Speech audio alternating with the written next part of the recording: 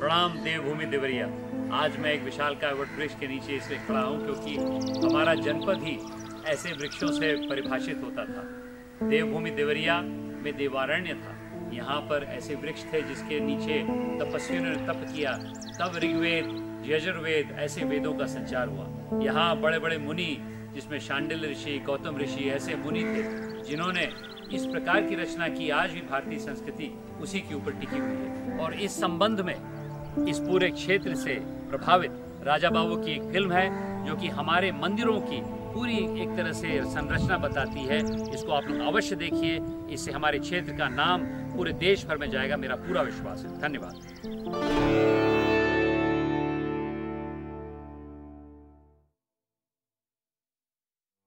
ओम कृष्णाय वासुदेवाय हरे परमात्मने प्रणतः क्लेशनाशाय गोविंदाय नमो नमः।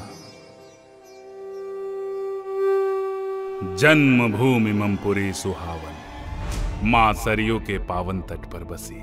अयोध्या नगरी से पूरब, काशी से उत्तर, पर्वतराज हिमालय से दक्षिण और नारायणी नदी से पश्चिम की ओर प्राचीन काल में दूर दूर तक जो फैला घना अरण्य था उसे देवारण्य के नाम से जाना जाता था।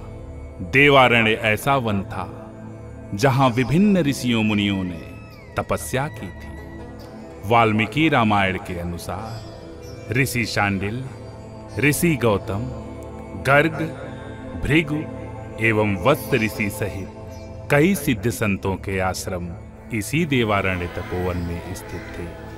शांडिल्य ऋषि के वंशज वर्तमान समय में बरपार, रामनाथ देवरिया, देवरिया खास आदि गांवों में आज भी निवास करते हैं। इसी प्रकार सभी ऋषियों के वंशज वर्तमान में विभिन्न गांवों में निवास करते हैं। पौराणिक स्रोतों से विदित होता है कि मर्यादा पुरुषोत्तम श्री राम के पुत्र कुश की राजधानी कुशावती, जिसे वर्तमान में कुशीनगर के रूप में जाना जाता है, यहीं अवस्थित थी। ऐसा वर्णन मिलता है कि इसी क्षेत्र से महर्षि विश्वामित्र अपने यज्ञ की रक्षा करने हेतु राम लक्ष्मण को लेकर हरिहर क्षेत्र की ओर गए थे।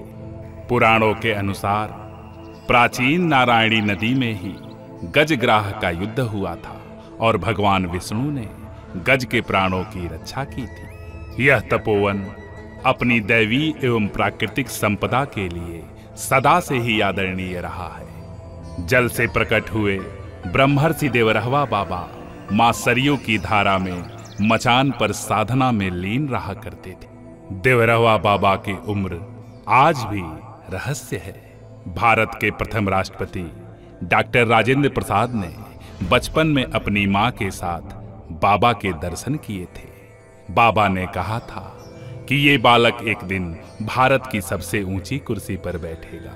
राष्ट्रपति बनने के उपरांत डॉक्टर राजेंद्र प्रसाद जी ने बाबा को पत्र लिखकर कृतज्ञता प्रकट की। देवराहा बाबा की उम्र 900 वर्ष मानी जाती है।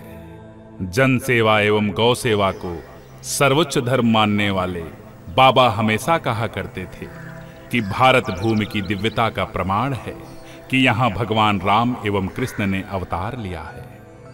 यह देवभूमि है। इसकी सेवा और रक्षा करना प्रत्येक भारतवासी का कर्तव्य है। ऋषियों मुनियों का यह सुरम्य तपोवन देवारण्य ही वर्तमान देवरिया है, जिसे देवभूमि की संज्ञा से संबोधित करना कोई अतिशयोक्ति नहीं है। देवरिया का शाब्दिक अर्थ है वह स्थान जहां मंदिर हों। देवभूमि देवरिया में अनेकों प्राचीन एवं सिद्ध मंदिर हैं, जिनके दर्शन मात्र से आध्यात्मिक सुख एवं आत्मिक शांति की अनुभूति होती है। देवरिया की अधिष्ठात्री देवी देवरही माता है। पौराणिक मान्यता के अनुसार देवरिया का अस्तित्व सीधे सिद्धपीठ देवरही मंदिर से जुड़ा है। नगर के उत्तर की ओर जंगलों में खुदाई के दौरान देवी के 2 चरण मिले। कालांतर में इन चरणों की पूजा एक पिंडी के रूप में की जाने लगी। सैकड़ों वर्षों तक देवी के चरणों की पूजा के उपरांत देवी देवरही का विग्रह इन चरणों पर स्थापित किया गया। संत मौनी बाबा ने यहाँ बहुत दिनों तक साधना की। देवरही शक्तिपीठ 200 से अधिक वर्षों से पौहारी महाराज की देखरेख में संचालित हो रहा है। जिला मुख्यालय से 11 किलोमीटर की दूरी पर स्थित अहिल्यापुर दुर्गा मंदिर का इतिहास बेहद पुराना है। गोरखपुर से छपरा तक अंग्रेजी सरकार रेलवे लाइन बिछा रही थी। रेलवे लाइन को माता की पिंडी से होकर गुजरना था। रोज रेलवे लाइन बिछती और रात में स्वतः उखड़ जाती थी। यह क्रम कई सप्ताह तक चला। आधी रात को अंग्रेज अफसरों को यह अनुभूति हुई कि कोई अदृश्य शक्ति पिंडी के पास रेलवे लाइन न बिछाने की बात कह रही हो। अतएव अंग्रेज अफसरों ने मां अहिल्यापुर के शक्तिपीठ का जीर्णोद्धार कराया और मंदिर से 100 मीटर हटकर पटरी बिछाई। नवरात्र में दूर दूर से भक्त यहाँ अपनी मनोकामना लेकर आते हैं और मां सभी का मंगल करती है। लाहिल पार माता मंदिर में मां दुर्गा अपने पिंडी स्वरूप एवं अद्भुत विग्रह स्वरूप में विद्यमान है। यह मंदिर देवरिया मुख्यालय से 5 किलोमीटर की दूरी पर स्थित है। गायत्री शक्तिपीठ देवरिया का प्रसिद्ध मंदिर है। यह मंदिर पूर्णतया वेद माता गायत्री को समर्पित है। यहाँ व्यक्ति के गर्भाधान से लेकर अंत्येष्टि तक वैदिक जीवन से संबंधित सभी संस्कारों का प्रतिपादन किया जाता है। गायत्री मंदिर युग परिवर्तन के प्रणेता श्री राम शर्मा आचार्य की संस्था का हिस्सा है। छोटी गंडक नदी के किनारे भटनी में स्थित जंगली जालपा मंदिर का इतिहास बहुत पुराना है। आज से 250 वर्ष पहले यहाँ जंगल में माता जालपा की प्रतिमा जमीन से प्रकट हुई थी। जालपा मंदिर से 5 किलोमीटर की दूरी पर स्थित है मठिया माता मंदिर। उत्तर प्रदेश में सर्वाधिक घंटे इसी मंदिर में बंधे हैं, जो इस बात का प्रतीक हैं कि जिनकी मनोकामना पूरी होती है वे घंटे बांधते हैं। देवरिया नगर के मध्य में कतरारी खोराराम मार्ग पर अमेठी माई का प्राचीन मंदिर अवस्थित है। प्राचीन काल में यहाँ घने जंगलों के बीच बंजारों का निवास स्थल था। जमीन से उत्पन्न काली माई के विग्रह को बंजारों ने स्थापित कर पूजा अर्चना प्रारंभ की। सच्चे मन से मांगी गई सभी मनोकामनाएं अमेठी माई पूरी करती हैं और भक्त हलवा पूड़ी का प्रसाद चढ़ाते हैं। ओम यजामहे सुगंधिम पुष्टिवर्धनम उर्वारुकमिव बंधनान् मृत्योर्मुक्षीर्मामृता। देवादिदेव महादेव का पावन धाम दुग्धेश्वर नाथ, जिसे हम सभी छोटी काशी या लहुरी काशी के नाम से जानते हैं। दुग्धेश्वर नाथ शिवलिंग उज्जैन के ज्योतिर्लिंग का उपलिंग माना जाता है, जिसे छूने मात्र से मनुष्य के सभी पाप धुल जाते हैं। प्रमाणित है कि ईसा से 332 वर्ष पूर्व महाराज दीर्घवाह के पुत्र ब्रजभान अपनी सेना के साथ अयोध्या से पूरब रुद्रपुर के जंगलों में गए। ब्रह्मबेला में उन्होंने देखा कि एक गाय एक स्थान पर नित्य प्रति अपने थन से दुग्ध की धारा गिरा रही है। उस स्थान की लगातार खुदाई करने पर स्वयंभू शिवलिंग प्रकट हुए और राजा ने रुद्राभिषेक कराया। पौराणिक मान्यताओं के अनुसार दुग्धेश्वर नाथ स्थल दधीची एवं गर्ग मुनियों की तपोस्थली रही है। जिला मुख्यालय से 35 किलोमीटर की दूरी पर मझौली राज में स्थित है दीर्घेश्वर नाथ मंदिर। यह मंदिर द्वापर कालीन है। गुरु द्रोणाचार्य के पुत्र अश्वस्थामा तीसरे पहर में पूजन के लिए आते हैं। सुबह जब मंदिर का कपाट खुलता है तो बेलपत्र और सफेद कमल के पुष्प शिवलिंग पर चढ़े मिलते हैं। महेन स्थित बाबा महेंद्रनाथ शिवलिंग भगवान शिव का अर्धनारीश्वर स्वरूप है। मान्यता है कि इसके दर्शन मात्र से अकाल मृत्यु से मुक्ति मिल जाती है। देवरिया का सोहनाग स्थल परशुराम धाम के नाम से जाना जाता है, जहां अति प्राचीन भगवान परशुराम की मूर्ति एवं स्वयंभू शिवलिंग है। भगवान परशुराम मंदिर परिसर में चमत्कारिक कमल सरोवर है, जिसमें स्नान मात्र से चर्म रोग ठीक हो जाते हैं। देवरिया जिला मुख्यालय से 50 किलोमीटर दूर बिहार राज्य की सीमा पर सोहगरा धाम स्थित है। श्रीमद् भागवत पुराण के 7वें स्कंद में वर्णन है कि द्वापर युग में राक्षस राज बाणासुर ने इस बाबा हंसनाथ मंदिर का निर्माण कराया था। बाणासुर की साधना से प्रसन्न होकर विशालकाय शिवलिंग प्रकट हुआ। महादेव की कृपा से बाणासुर को 10,000 भुजाएं और करोड़ों हाथियों का बल प्राप्त हुआ।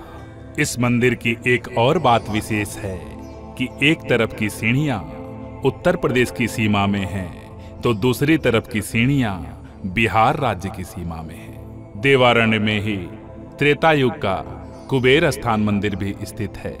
कुबेर ने यहाँ भगवान शिव की आराधना की है। पड़रौना के राजा भूप नारायण ने कुबेर स्थान मंदिर का निर्माण कराया था। जो सच्चे मन से इस मंदिर में भगवान शिव की आराधना करता है, उसे भगवान कुबेर धन धान्य से भर देते हैं। कुछ दूरी पर स्थित है मदनपुर मंदिर और डमूर स्थान मंदिर। देवभूमि देवरिया में बाबा सोमनाथ का अति प्राचीन मंदिर स्थित है। ओम नमः पार्वती पते, हर हर महादेव। देवों के नगरी देवरिया में श्री चतुर्भुजी नारायण स्वयं विद्यमान है। ठाकुर जी के स्वयंभू विग्रह की सेवा के लिए श्री हनुमान जी महाराज साक्षात रूप से बारीपुर धाम में निवास करते हैं। बारीपुर हनुमान मंदिर 500 वर्षों से अधिक प्राचीन है। इस मंदिर की सबसे बड़ी विशेषता है कि यहाँ माया का वश नहीं चलता।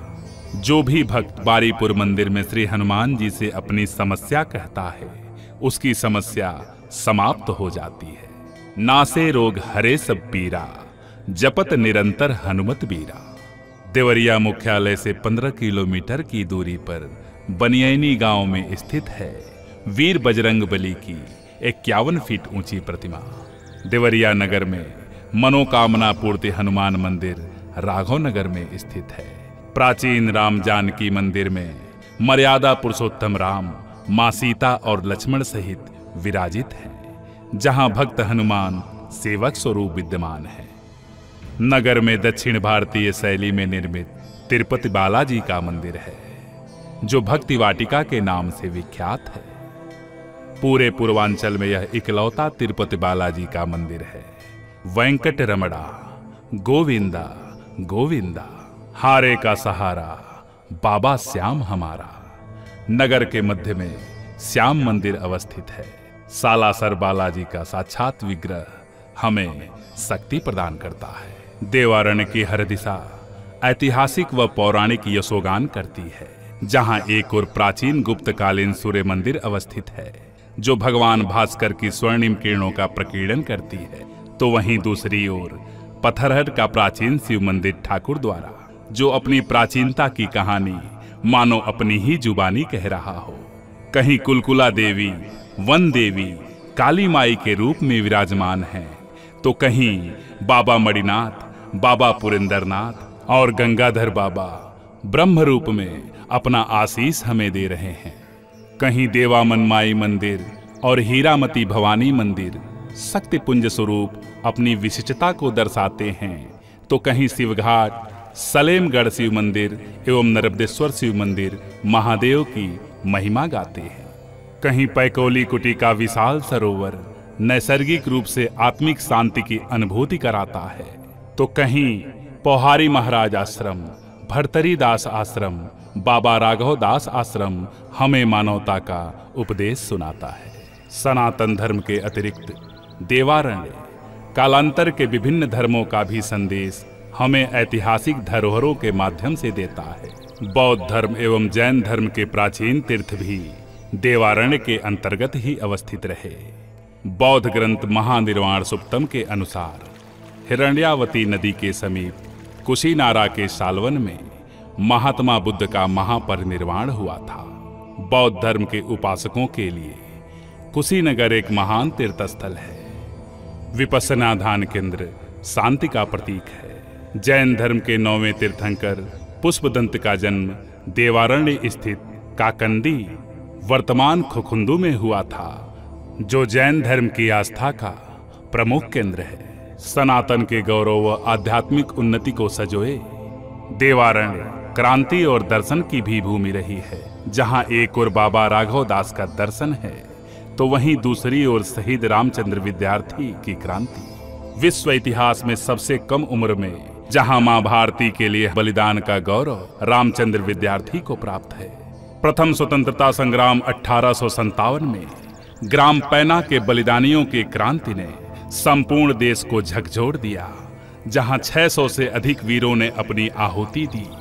वहीं इस क्रांतिकारी भूमि की वीरांगनाओं ने जल समाधि ले ली। भारतीय इतिहास में वीरांगनाओं के जल जौहर की यह सबसे बड़ी घटना है, जहां 300 से अधिक वीरांगनाओं ने मां सरयू के जल में जल समाधि ले ली। ग्राम पैना का शहीद स्मारक इन शहीदों की कहानी गर्व से सुनाता है। सतिहड़ा माता मंदिर हम सभी के लिए वंदनीय है, जहां मां भारती के लिए हमारी माताओं ने बलिदान दिया। ऐतिहासिक धरोहरों में मझौली राज स्टेट, 87 नरेश स्टेट, दिलीप नगर स्टेट सहित अनगिनत प्राचीन स्मारक व भवन देवभूमि देवरिया की भव्यता और प्राचीनता की कहानी कहते हैं। अनगिनत सिद्ध पीठों एवं सिद्ध आश्रमों की इस पावन देवभूमि देवरिया को अपनी जन्मभूमि के रूप में प्राप्त करना हमारा निज गौरव है। आर्यावर्ते भारतवर्षे देवारण्ये वास का भाग्य मिले, यह देवभूमि है स्वर्ग सदिश, यहाँ कोटि जन्म सौभाग्य मिले। हे देवभूमि देवरिया, हमारे हृदय में सदा यही भावना निवास करती है कि जननी जन्म भूमिश्च स्वर्गादपि गरीयसी। जय श्री राम।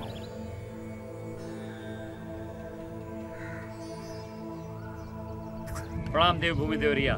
देवरिया ऐसी जगह है जहाँ पर इतिहास भी है और आधुनिकता भी है, और मेरे पीछे खड़ा हुआ विशाल वटवृक्ष इस बात का साक्षी है कि इस नई आधुनिकता में पर्यावरण को साथ लेके चलना पड़ेगा। पूरा विश्व यदि इस विषम समस्या से जुड़ जा रहा है तो उसका एक उत्तर, उसका अर्थ देवरिया में पाया जाएगा, ये मेरा पूरा विश्वास है। आइए दोस्तों, मिलजुल के अपने सांस्कृतिक विरासत को समझ के आगे भी हम लोग एक आधुनिकता का निर्माण करें, जिसमें देवरिया का बहुत बड़ा स्थान होगा। यहाँ के नवयुवकों, महिलाओं को, किसानों को, सबको मैं प्रोत्साहित करना चाहता हूँ कि अपनी धरोहर को कभी मत भूलिए। हमारी दृष्टि, हमारी देवभूमि में हर प्रकार के लोग रहते थे, ऋषि मुनि रहते थे, सामान्य लोग रहते थे, और यहीं पर हम लोग एक नए देवरिया कुशीनगर का निर्माण करना चाहते हैं। विकसित भारत के निर्माण में इस क्षेत्र की बहुत बड़ी भूमिका होगी, और पीछे मेरे खड़ा हुआ विशाल वटवृक्ष उसको आशीर्वाद देगा।